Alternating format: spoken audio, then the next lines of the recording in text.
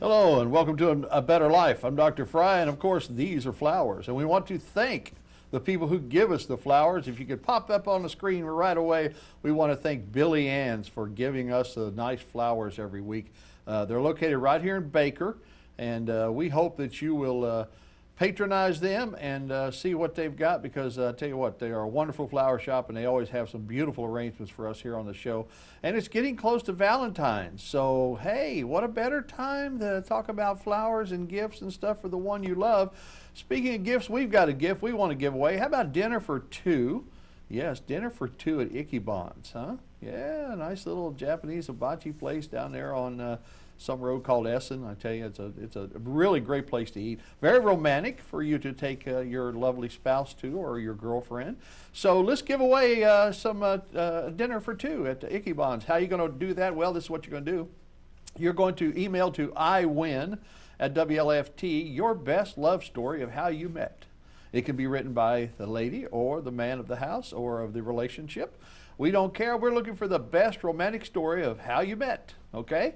So put it down in 150 words or less. Email it to iwin@WLFT.com, and we'll select a winner right here on A Better Life and let you know whose story as we read it to you. And maybe we'll share some on our Facebook page, which you can easily access by hashtagging us not hashtagging, that's our Twitter account. Got everything confused here. There's our Facebook account right there. And of course, you can email us anytime at emailme@WLFT. We had a viewer response that came in. I have to read this. It's absolutely wonderful from Jason. And Jason lives in Baton Rouge. He watches with antenna. He says, I recently purchased an amplifier for my antenna at my camp in Atchalatta Basin, however you say that. You people down here, you people got all kinds of weird names around here. But anyway, and early one morning, I recently discovered this gem of yesteryear. It was now a tradition. It is now a tradition in my family to awake early and catch both episodes forever, and at least for the next 50 years. This show reached my parents' generation, mine, and now I'm glad to say a great family-oriented network that far exceeds the entertainment quality of most networks. Keep up the good work. We just love your station. So, hello there, Jason, and we thank you for writing in to us, and we love to have people tell us the things they like about the station. So, with that, we want to get to our first guest.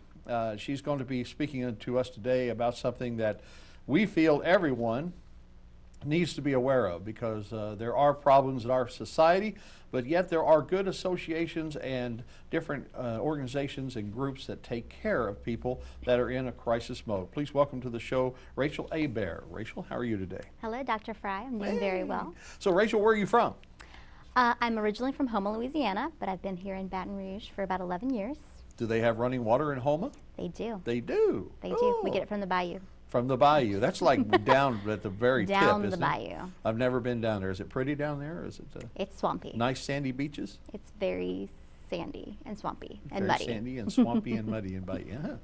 Okay, now, when did you get into what you do now? Before we drop the bombshell of what we're going to talk about today, Sure. what did you do prior to getting into this line of work? So I started out as a student at LSU, doing some work with organizations dedicated to women's issues, children's issues, violence prevention. And from there, I actually went and got a degree in women's and gender studies. So taking that theory and applying it sort of to practical use, I started working at the Rape Crisis Center, which is now STAR, the Sexual Trauma Awareness and Response Center. And I've been there for 5 years now. Okay, so STAR offers what to the community? We offer a lot of different services. So first off, we do counseling and support. So whenever someone is sexually assaulted, we actually go to the hospital with them. We sit with them through the exam. We help them with the legal process.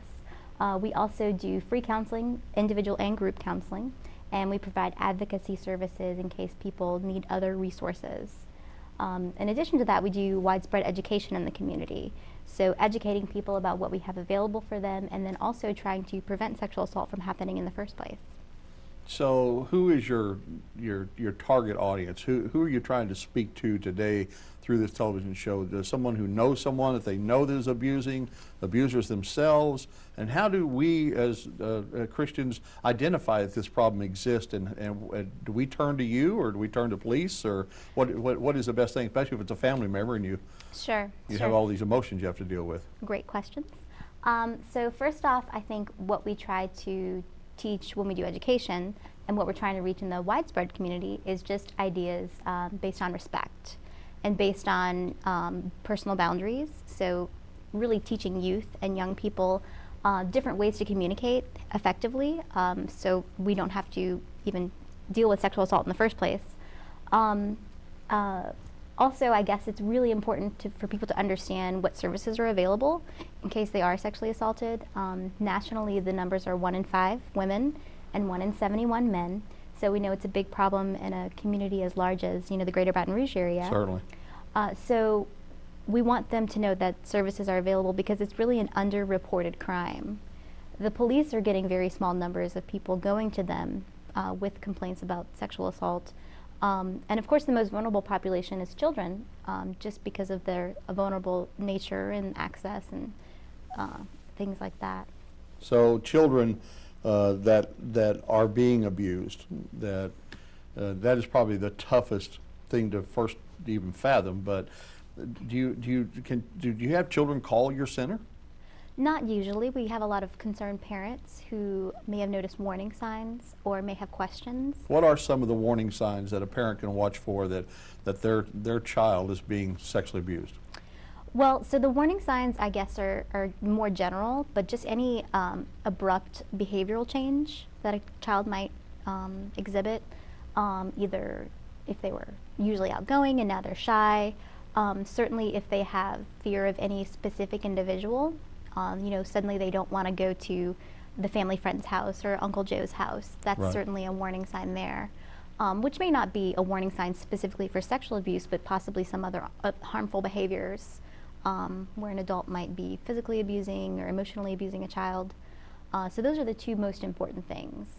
When we come back, we're going to continue our conversation with the STAR group, and Rachel has been so kind to come over. There's a lot more to learn about this subject and what is available in our community. So stay tuned. We'll be right back with A Better Life.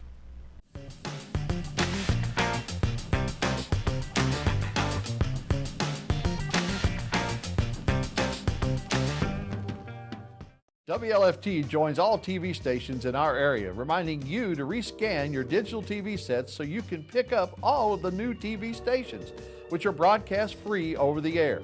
Hey, you bought the new high-definition TV, so now enjoy the free over-the-air entertainment like the new Country Channel on 30.3, featuring 24-hour music videos and concerts direct from Nashville. More new channels are planned, so change the batteries in your smoke detector and rescan Baton Rouge.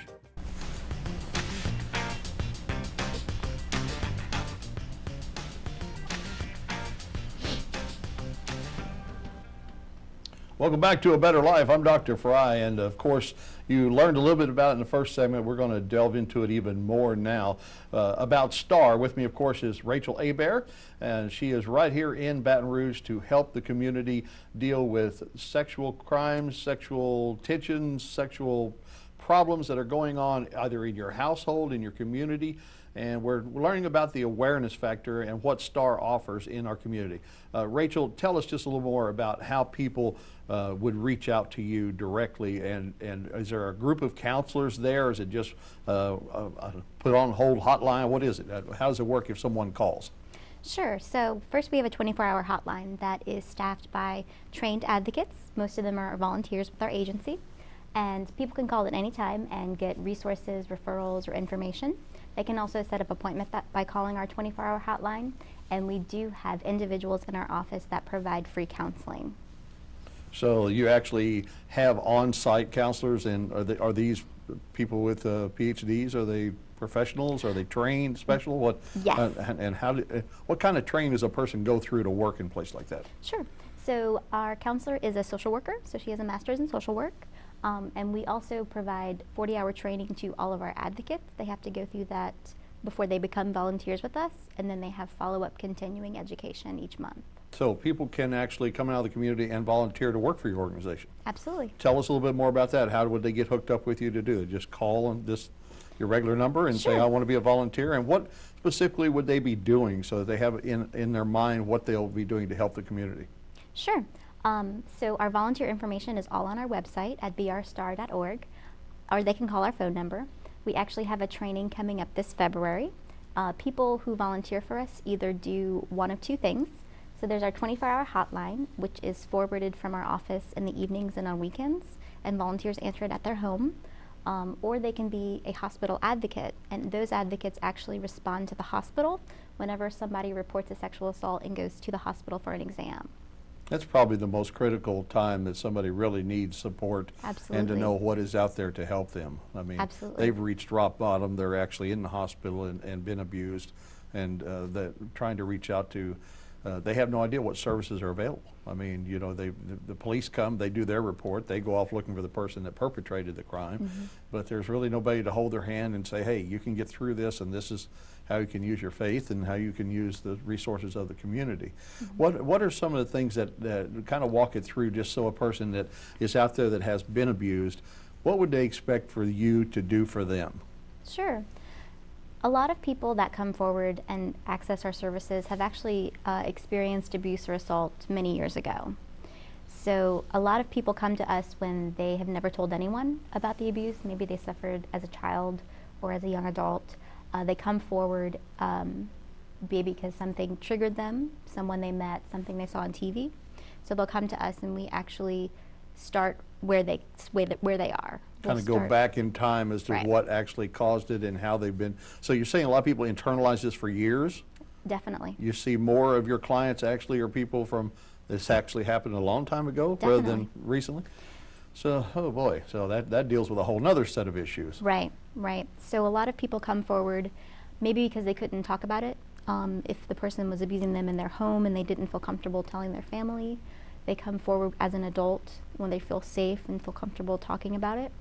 And what we actually notice is people that come forward later in life, it's almost like a re-traumatization. So they actually come forward and they're actually in a crisis as if it had just happened. So we sort of do that crisis intervention work with them, and we get them in therapy with our center and possibly a support group. Is there these support groups, is it other people that have been through a similar situation, kind of like Alcoholics Anonymous or whatever? I mean, it's exactly people, and this really helps them to get this out and to deal with it. Right. That is really cool. Yeah. That is really cool. Great organization. I hope that no one is out there watching that needs this, but we all know in reality there are people out there watching, and you know people either in your family or you know someone in your community that needs intervention. And this group is here. It's in Baton Rouge. Is there a cost? No cost. It's absolutely all of our free. services are free and confidential. And they are paid for by? Community support. Community support. So donations and things of that nature, Absolutely. Plus grants and other funds from the government too. Is the government involved? Sure. We actually get most of our funding through law enforcement. So the district attorney here in East Baton Rouge Parish and the sheriff and the Baton Rouge City Police. Wow. Thanks for being on. Thank you, Dr. Fry. I hope that you will take advantage of this situation and use the services that are available. It is our duty here on the show, of course, to bring you things that will improve your way of life. We hope that this has definitely helped you. Come up next, someone that is called the Mentor Group is going to be with us, and they've got something very interesting they're going to share. So if you will stay tuned, Mark is going to be with us from the Mentor, I think it's called the Mentor of Baton Rouge. Let's find out what that's all about after this commercial break. Stay tuned. We'll be right back.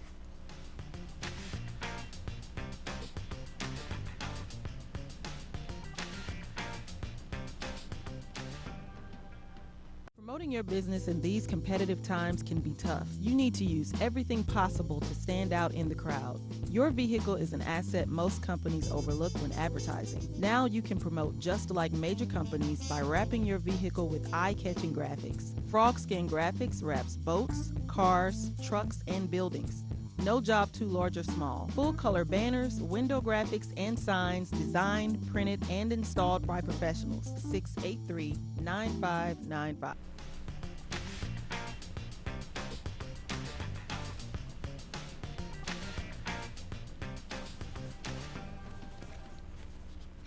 Welcome back to A Better Life. I'm Dr. Fry, of course, and that was a great guest we had on, Rachel Hebert. And that reminded me of another story that I wanted to share with you with another Hebert, which is Troy Hebert, which is the director of the Baton Rouge, let's see here, ATS, Alcohol, Tobacco, and Control. Alcohol, Tobacco Control of the state of Louisiana. That's who he's with. It's a government agency, of course, and they have busted their ATC agents after GPS devices on their state vehicles revealed agents were at home using state paid for cellular telephones. These were actual calls made off duty. In other words, they weren't on duty when they made these calls. Number one abuser, personal calls on duty was 2,998 minutes a month. That's almost 3,000 minutes. I don't know if you know how many minutes are in a day, but that's a lot of minutes to be on a cell phone. Talking to somebody you're not supposed to be talking to on that cell phone because I'm paying for it, and the other people that live here. But anyway, that's only one of 10 abusers that they found, and they are auditing now, and they're evidently going to go back and supposedly make their agents pay for all this airtime, which we paid for thus far. There's abuse in every type of line of work. Government, of course, has been abusing us for years.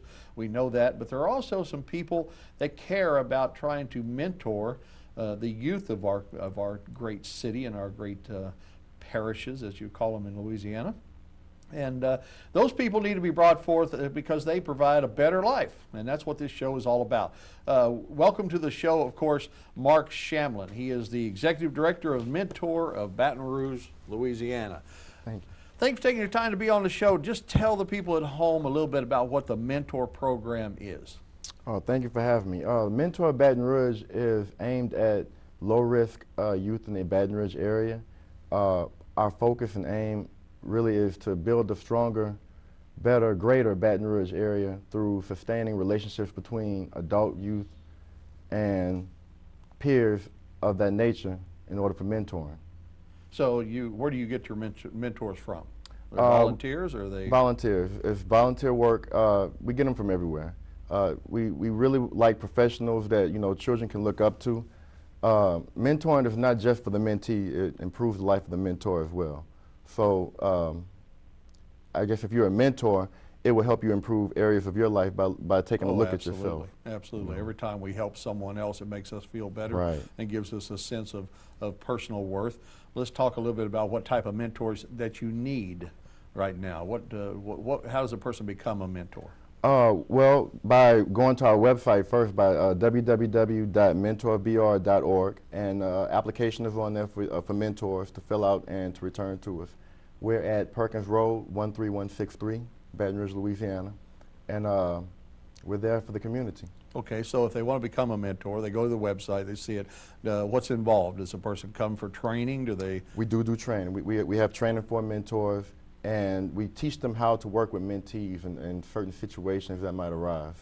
So how long does the process take? If I today said I wanted to be a mentor, what am I looking at as far as commitment? Right. Well, we work one Saturday out of the month, and that one Saturday we have an activity. We're totally project-based. So each activity has a project outcome, and from that we sustain relationships after about 3 months of coming to the actual activities and working with the mentees. We do a match. Okay. But before all of that, of course, we run background check. So it might be about a 2 month to 3 month period before your background check gets back to make sure that you have a good background to work with mentees. Okay. Now I'm a mentor. What would I expect to be doing? Many different things. We work in a community. Where do I go? What do I do? Right. At Perkins Road is where our hall is. We have a hall. Okay. And what we do, certain things such as etiquette. Maybe like you talking about the cell phone etiquette. Students need to know what is appropriate in the classroom or maybe at a business or out in public, as well as table etiquette, table manners. These are social skills that as a teacher I couldn't reach in the classroom that I can reach in the mentor program. That's true. Which is why I actually started the mentor program in 2011. Wow. So you actually started this yourself? Yes, sir. Wow. Yes, sir. Great. And what led you to do that?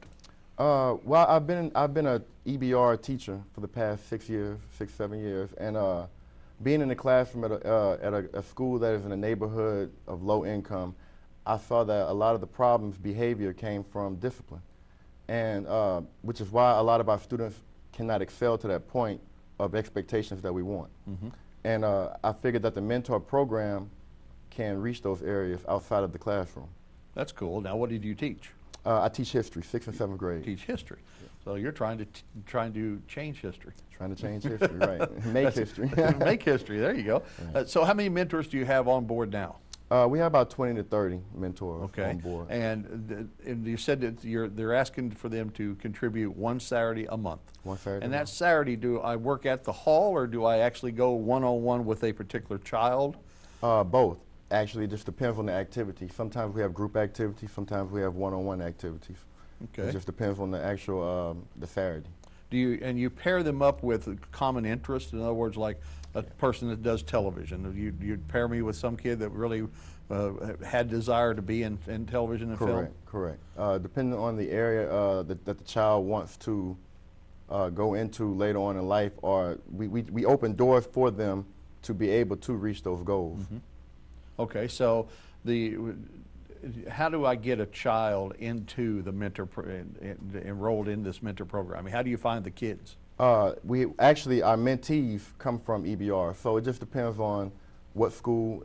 If you're interested in having your child to be a mentee in our program, then you can sign them up at the actual website. Oh, okay. So do you work with the schools? They know about this program, every school in town, and they can send you kids too, or? I mean, not every school, but right now we're based in South Baton Rouge, North Baton Rouge, around the Gardere, Mayfair area, just depending on what needs need to be met for that student. I got you.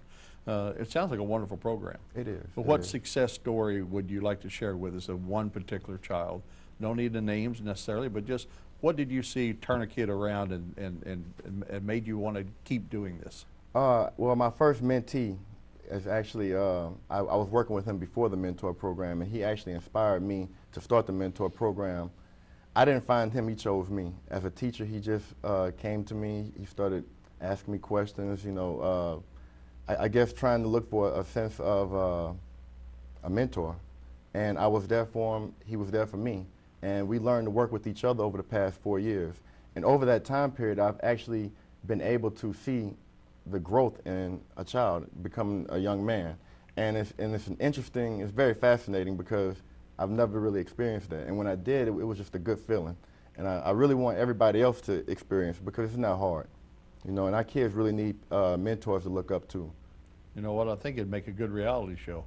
It really would. Of course, getting the permission from the kids and their parents and everything to be involved. Right. But it would be great to, rather than showing the scared straights and everything that you see on television where it's really happening at a point to where the child is almost hopeless. Oh, yeah. You're getting involved before they start down that particular path. Right. It's basically being proactive instead of reactive to a situation.